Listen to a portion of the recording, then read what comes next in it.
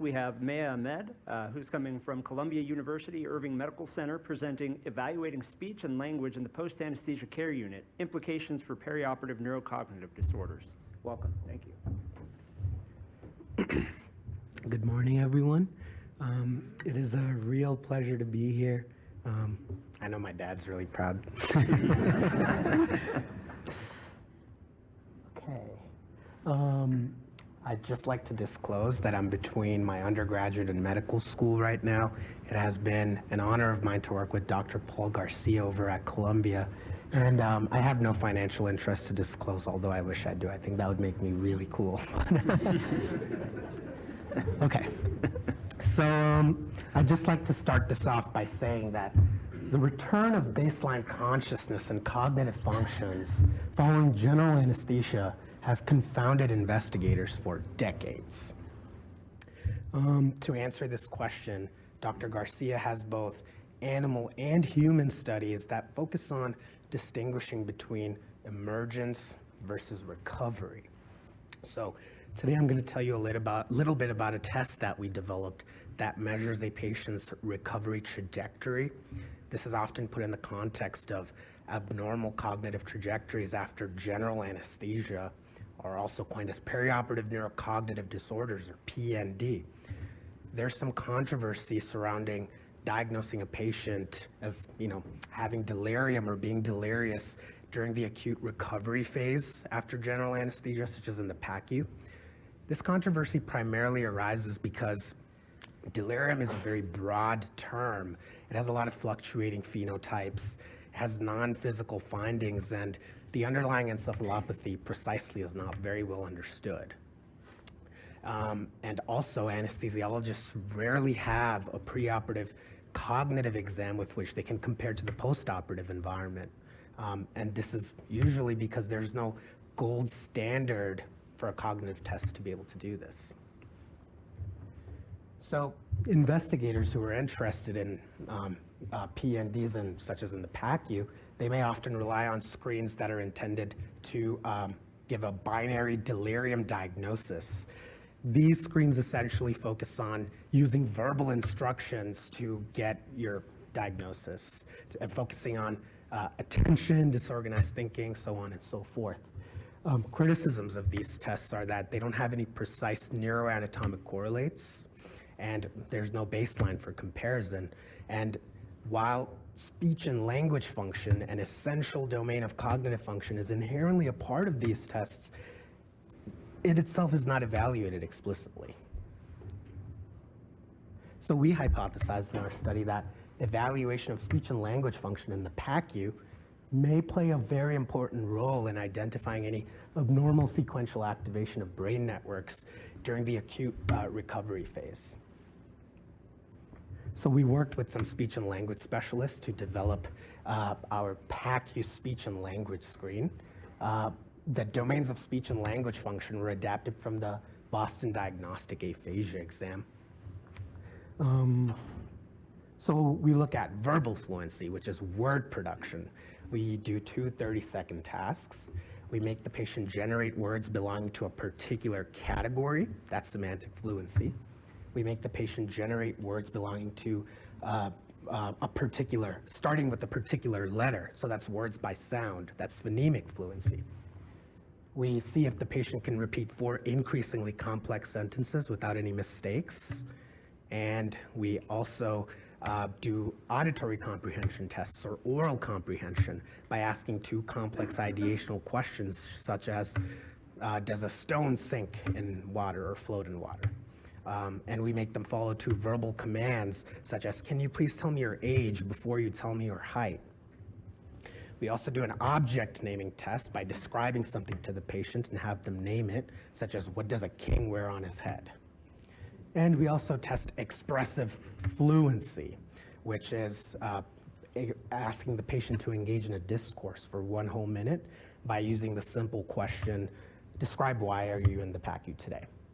Each of these domains of speech and language function have very distinct and precisely defined neuroanatomic correlates in literature, indicative of compromise to distinct cortical areas such as after ischemia, neurodegeneration, or traumatic brain injury. So this is actually an interim analysis of an ongoing study at our site. Today I'm going to be presenting to you the data of 39 patients. These are all for elective surgeries. We gave them a baseline preoperative screen within 48 hours of their surgery. Then we did a postoperative screen following emergence or arousable to voice in the PACU. We screened them no sooner than 30 minutes of PACU arrival, done before PACU discharge, and we used different versions of the test pre and post-op to avoid any learning effects. So the 39 patients that I'm presenting to you may look very similar to the average patient, the mean man in your institution. So our largest effects were in both verbal fluency and expressive fluency. As you can see, patients were less able to produce words, significantly less in the PACU. Interestingly enough, auditory comprehension and object naming was conserved, meaning they could understand us.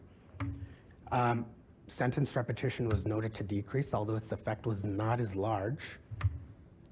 And we also saw that their discourse, which we scored based on a criteria of fluency, was the patient making pauses. Content was the patient speaking in full sentences. And cohesion, was there any conversational rambling? The patient showed a decrease in all three criteria.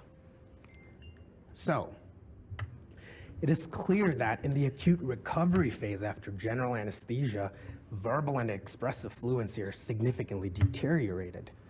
So if we may use the classification algorithm, if you may. So our patients had reduced fluency, so go to the negative. They were fine in comprehending us and were mostly able to repeat back to us. This aligns mostly with transcortical motor aphasia. Or actually, underlying thalamic aphasia may also present like transcortical motor aphasia. There are two major neuroanatomical landmarks to consider here. The Broca's area, a major area for language production, and the ventrolateral nucleus of the thalamus, both of which are supplied by the ACA and MCA. It is clear that these cortical areas are not functioning as well as others, such as the auditory cortex. Now, why that's the reason, that obviously requires more time in the lab. So, in conclusion, speech and language dysfunction is common in the early postoperative period. We developed a normative baseline for PACU speech and language testing. And as already shown in literature by the likes of Gaskell et al. And Mashura et al., the return of neurocognitive functions following anesthesia is piecemeal, where you have arousal and vigilance coming back early before the others.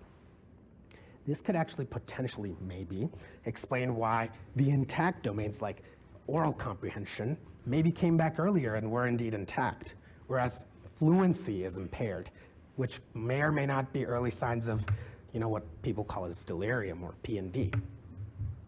Also, clinically, this suggests to us that when a clinician asks questions to the patient, such as, are you in pain or are you comfortable?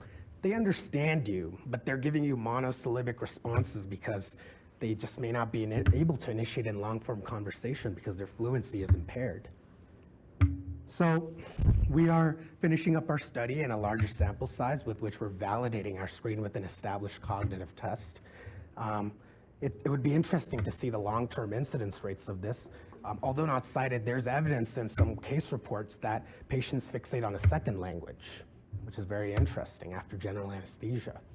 It would be interesting to see the incidence rate 6 months and a year after PACU time. And in the future, using our neuroanatomy knowledge, our brain network level theory, and our pharmacology, we hope to come to a better conclusion about the pathophysiology and the etiology of PNDs overall. And thank you all. Thank you, Mr. Ahmed. I think we have time for one question before we move on to the next presenter. And for those who walked in late, the speakers have been invited to stay in this room after if there are additional questions anyone has about these projects, because we are tight on time and want people to be able to get where they're going schedule-wise. Vadim Gudzenko from UCLA. Thank you. Fascinating work. I have a question for people who are non-native speakers, as myself. Do you exclude patients who are non-native English speakers from your study? And how do you think this particular test will be adjusted or adapted to the people who actually speak language as a second, third language?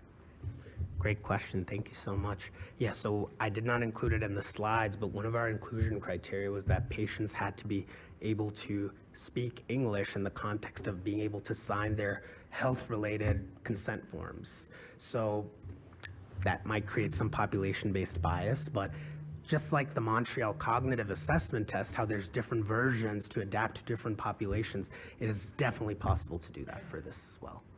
Yeah. I think we're a little short on time. Yeah, great. Thank you, Mr. Ahmed. Great presentation.